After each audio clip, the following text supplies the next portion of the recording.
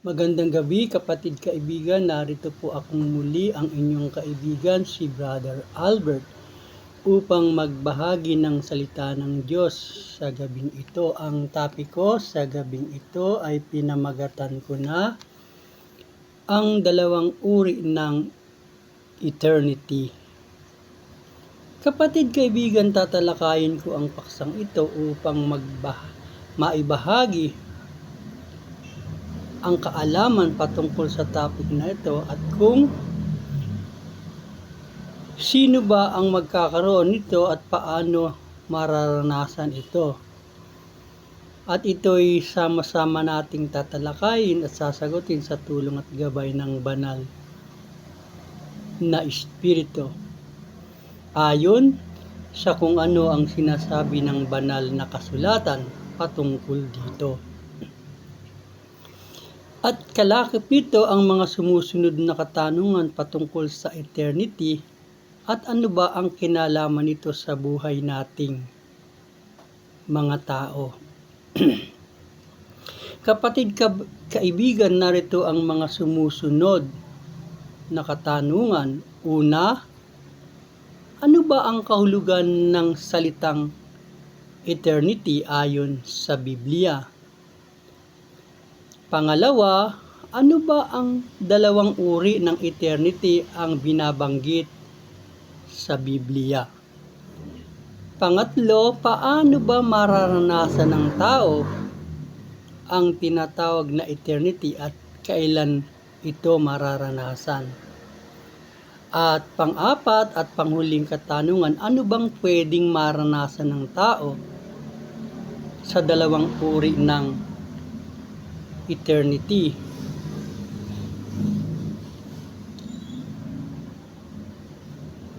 Kapatid, ang unang katanungan, ano ba ang kahulugan ng salitang eternity ayon sa Biblia?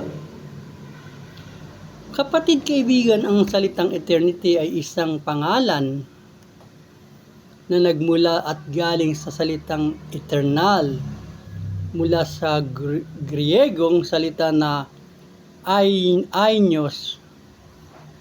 Ito ay nangangahulugan na walang hanggan at walang wakas, hindi hihinto o nadedetermina kung hanggang kailan. So tayo ay makapag-conclude na ang eternity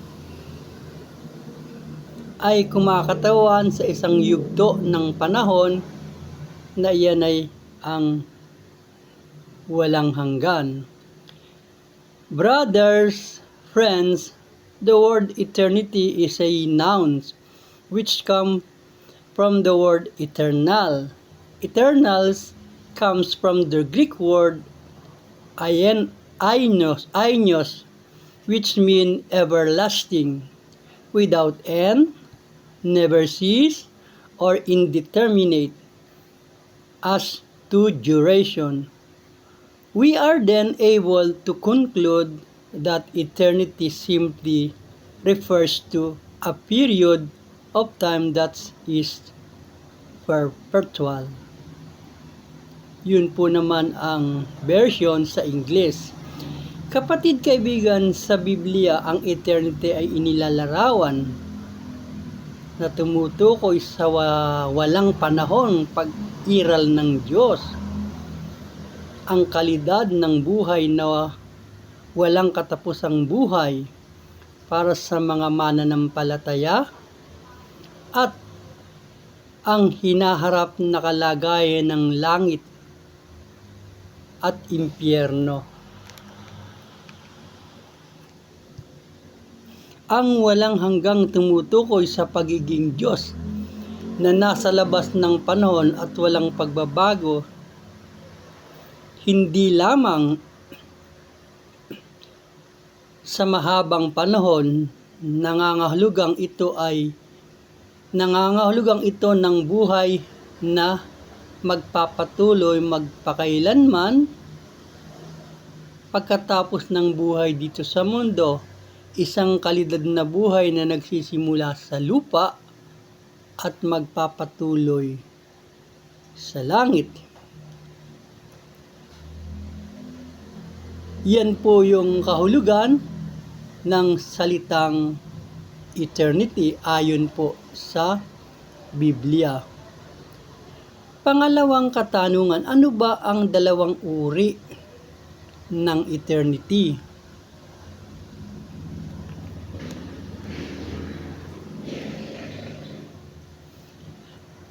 Na binabanggit sa Biblia, kapatid, kaibigan, ang dalawang uri ng walang hanggang lugar na maaaring mapuntahan ng tao na binabanggit sa Biblia ay ang tinatawag na langit or impyerno, where the Bible says that there is one of two places where we will spend eternity, either in heaven or in hell. Yan po ang dalawang lugar na pwedeng patunguhan ng tao. Nakadepende ito sa kanyang pasya na kung ano ang ginawa niya sa buhay niya. Kung tinanggap niya at sinampalatayanan siya ay kay Kristo, magkakaroon siya ng buhay na walang hanggan kasama ni Kristo. Ang mga sumusunod na talata ay nagpapatunay ng pagkakaroon ng buhay na walang hanggan sa piling ni Kristo. Atin pong basahin ang mga sumusunod na referensya sa Biblia na nagpapatunay na ang pagkakaroon ng buhay kapiling si Kristo ay matatagpuan po sa John 3:16 na kung saan ganito po ang sinabi, "For God so loved the world that He gave His only begotten Son, that whosoever believeth in Him should not perish but have everlasting life. Sapagkat gayon na lamang ang pagsinta ng Diyos sa sanglibutan na ibinigay niya ang kanyang bugtong na anak upang ang sinumang sa kanya'y sumampalatayay wag nang mapahamak, kundi magkaroon ng buhay na walang hanggan." Ano po ang sabi? Ang sino man daw po na sumampalataya ay pinagkalooban to those whoever believeth in Him should not perish but have everlasting life. Hindi na po mapahamak kundi magkaroon ng buhay na walang hanggan. Ang isa pa pong katibayan ay mababasa naman sa John chapter 6:40. "And this is the will of Him that sent me, that everyone which seeth the Son and believeth on Him may have everlasting life, and I will raise him up at the last day." Sapagkat ito ang kalooban ng aking Ama, na ang bawat nakakakita sa anak, sa kanya'y sumampalataya, ay magkaroon ng walang hanggang buhay, at sa akin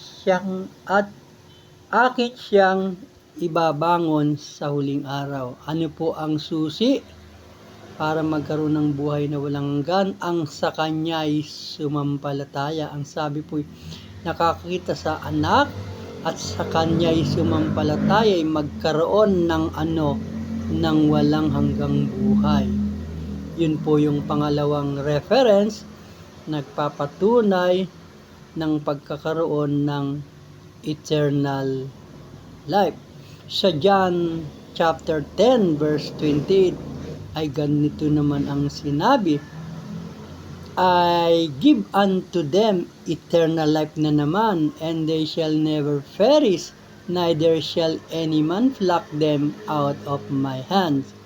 So binigyan na naman po ang tao ng buhay na walang hanggan Sabi po, I give unto them eternal life and they shall never perish. Binibigyan ko sila ng walang hanggang buhay at hindi na sila mapapahamak. So, 1 John chapter 5 verse 12 ay sinabi rin naman, He that hath the Son has life, and he that has no the Son of God has no life. Ang kinaroroonan ng anak ay kinaroroonan ng buhay. Ang hindi kinaroroonan ng anak ng Diyos ay hindi kinaroroonan ng buhay. So, nagpapatunay po na ang isang taong kinaroroonan ng anak na walang iba't kundi si Kristo ay mayroon daw po siyang buhay na walang hanggan. Datapwat hindi magkakaroon ng buhay na walang hanggan na hindi kinaroroonan ng anak. Yan po yung mga katibayang talata na nagpapatunay ng pagkakaroon ng buhay na walang hanggan. Ano naman po ang sabi sa Roma chapter 6:23, For the wages of sin is death, but the gift of God is eternal life through Jesus Christ our Lord. Ano po ang sabi? Sapagkat ang kabayaran ng kasalanan ay kamatayan. Datapuwat ang kaloob ng walang bayad ng Diyos ay buhay na walang hanggan. Yan po yung mga talatang nagpapatunay ng pagkakaroon ng buhay na walang hanggan. Doon po sa katanungan na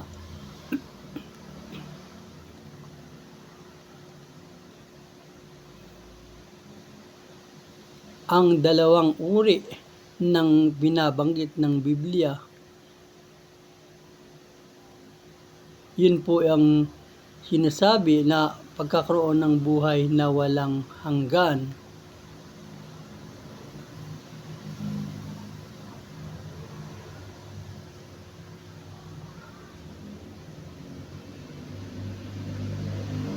Sa Roma,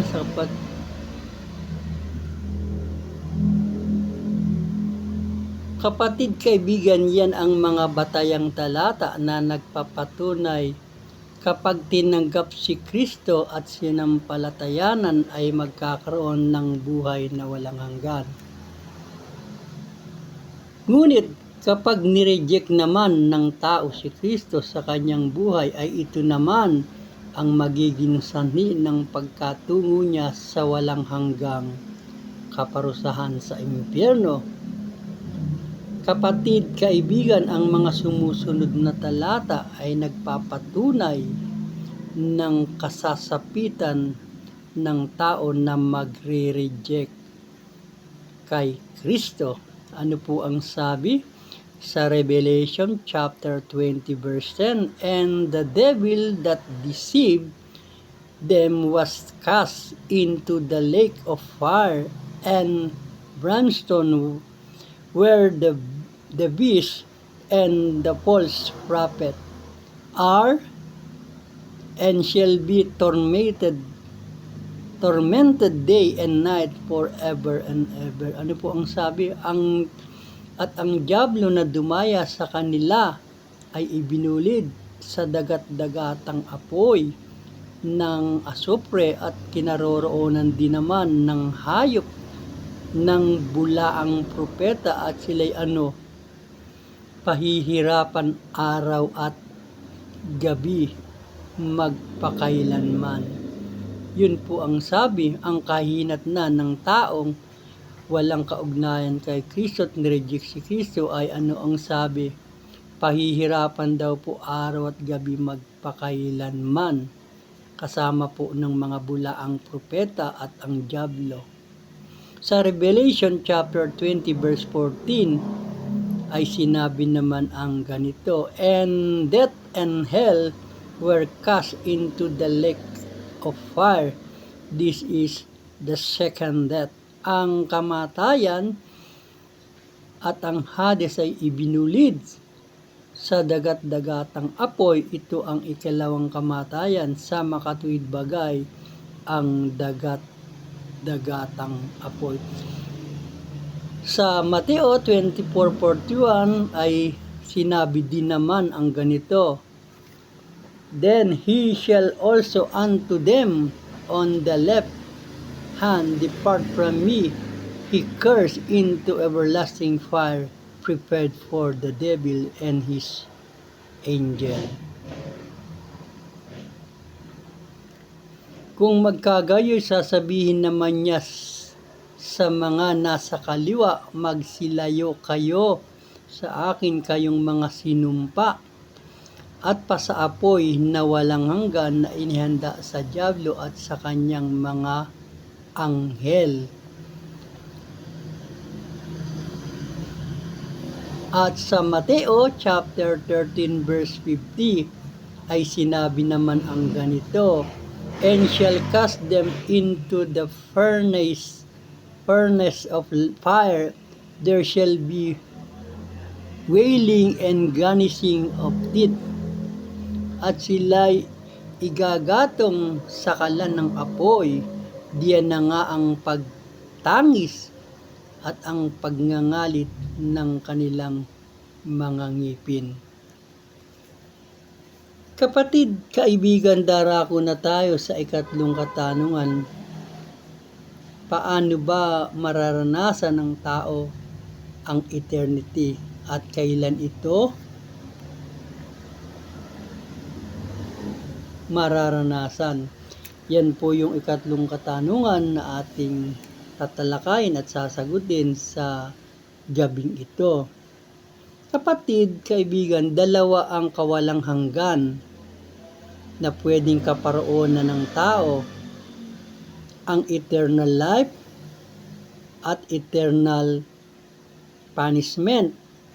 Ang eternal life ay magaganap sa pamamagitan ng pagsisisi ng mga kasalanan at paglalagak ng pananampalataya at pagtanggap sa Panginoong Jesucristo. Sa pamamagitan daw po ng pagsisisi at pagsampalataya at pagtanggap sa Panginoong Jesucristo, doon po magkakaroon ng tinatawag na eternal life, na ito ay kanyang mararanasan.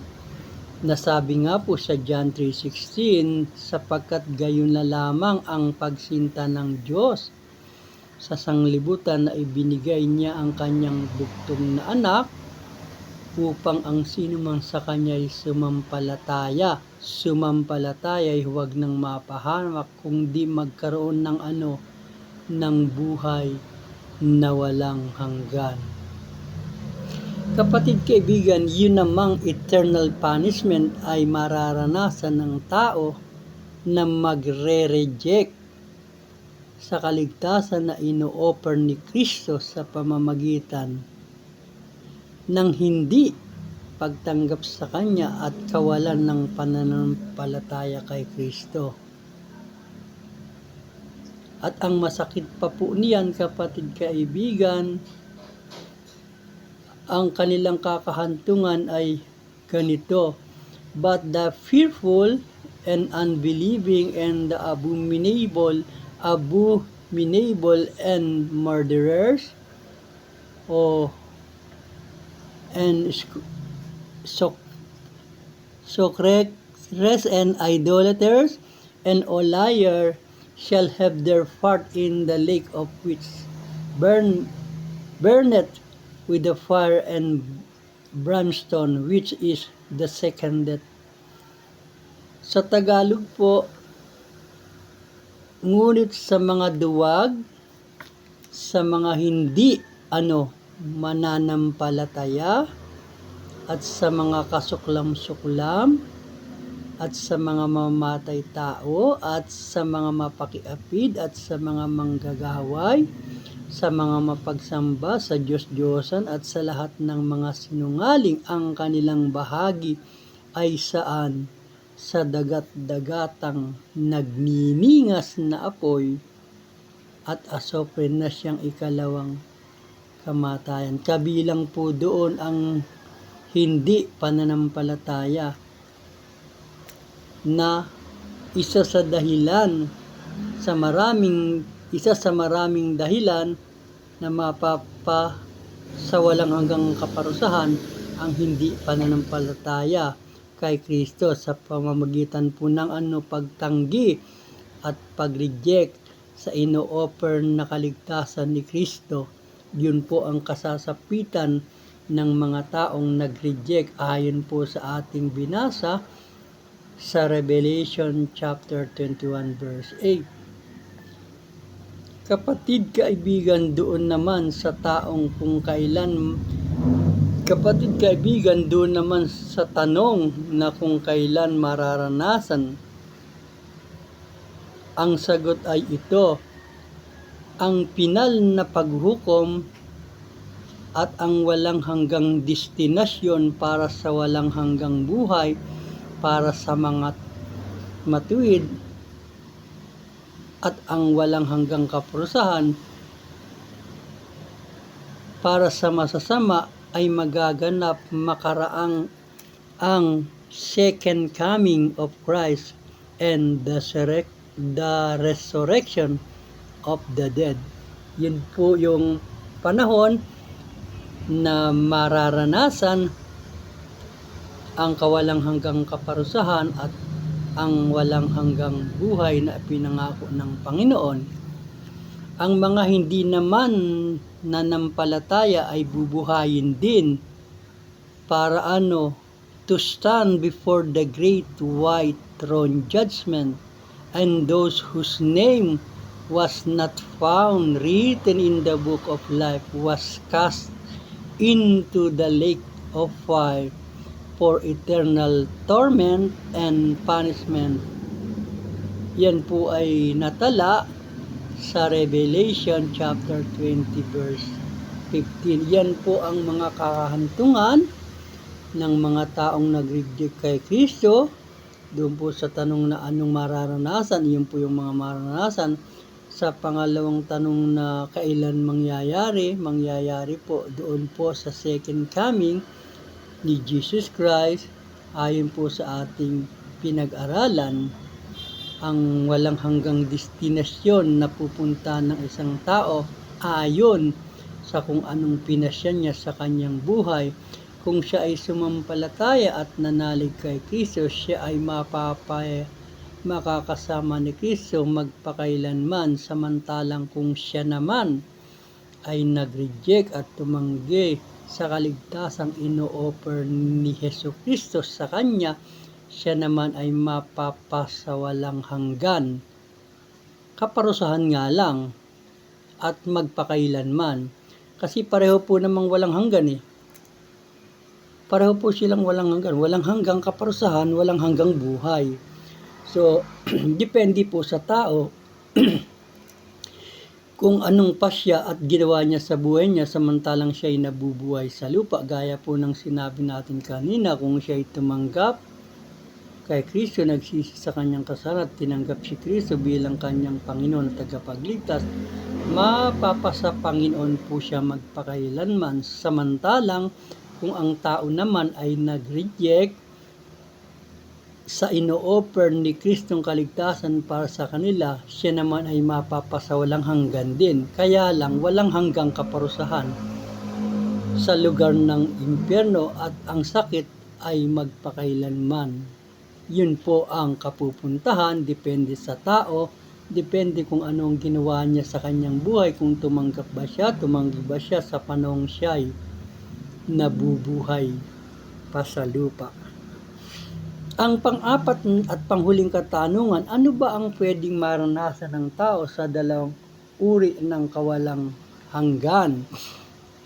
Yan po yung panghuli at pang-apat na katanungan na ano ba ang pwedeng maranasan ng tao sa dalawang uri ng kawalang hanggan? Kapatid, kaibigan, depende ayon sa kung saan paroroon ang isang individual, kung sa walang hanggan buhay ba o magiging kapiling niya ang niya ang kanyang Diyos magpakailanman. Kung sa walang hanggang kaparusahan habang buhay na pagkawalay sa Diyos at walang katapusang paghihirap sa lake of fire.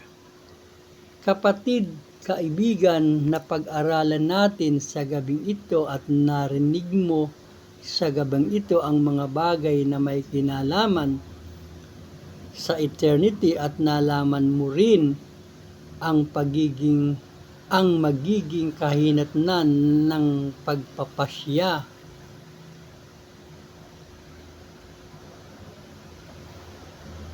na gagawin mo sa buhay mo. Ang desisyon ay nasa iyo.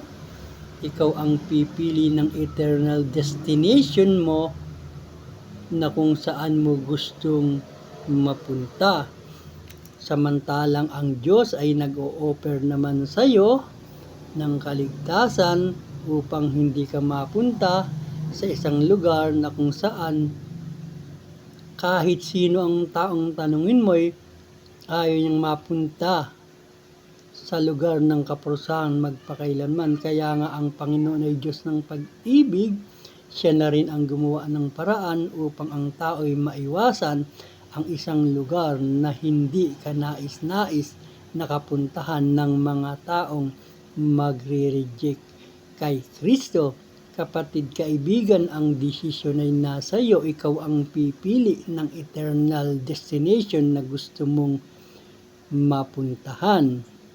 Kapatid, ang pagpapasya ay ngayon, hindi bukas, hindi sa isang araw. Ipag-pray mo sa Panginoon na makagawa ka ng tamang desisyon ng pagpili kung saan ay hindi mo pagsisisihan sa bandang huli. Dahil kapatid, kapag nagkamali ka ng pagpili, ikaw rin ang magdudusa at magdadanas ng kaparusahan dahil sa maling desisyon ng pagpili na nagawa mo sa buhay mo. Samantalahin mo kapatid ang pagkakataon na ang panahon ay bukas pa, ang panahon ay hindi pa nagsasara para makapag-desisyon ka ng pagpili ng tamang desisyon sa buhay mo. Tandaan mo kapatid, ang lugar ng impyerno ay isang lugar na may entrance pero walang exit. Kaya mahirap pumunta sa isang lugar na kung saan ay wala ka nang magagawa para makalabas pa. At ang desisyon ay ngayon hanggang buhay ka pa, sapagkat kapag namatay na ang isang tao, kasamang namamatay ang kanyang kapasyahan sa kanyang sarili. Hangad ko sana kapatid, ikaw na nanonood ng video ito, ipag-pray mo sa Panginoon na makapagpili ka ng tamang desisyon sa buhay mo sa destinasyon na dapat mong puntahan. Salamat kapatid, kaibigan, sa sandaling oras ng pagtalakay sa gabing ito na pinamagatan ko na ang dalawang uri ng eternity na pwedeng pagpilian ng tao samantalang siya ay nabubuhay pa. Salamat kapatid sa pagsama sa akin sa maikling oras ng pagsama sa aking pagtalakay sa gabing ito. Sana kapatid nakatulong sa iyo at nalinawan ka na mayroon lamang dalawang destinasyon na pwedeng pagpilian ng tao. Ito ay kumakatawan sa eternal life o kumakatawan sa langit, or eternal punishment na kumakatawan naman sa impyerno. Pagpalain, ingatan, gabayan tayo at pagpalain, ingatan ng Panginoon sa gabi ito sa ating pagtulog upang bigyang daan kapahinga ng ating mga katawan na pagod sa maghapon ng paggawa. Amen.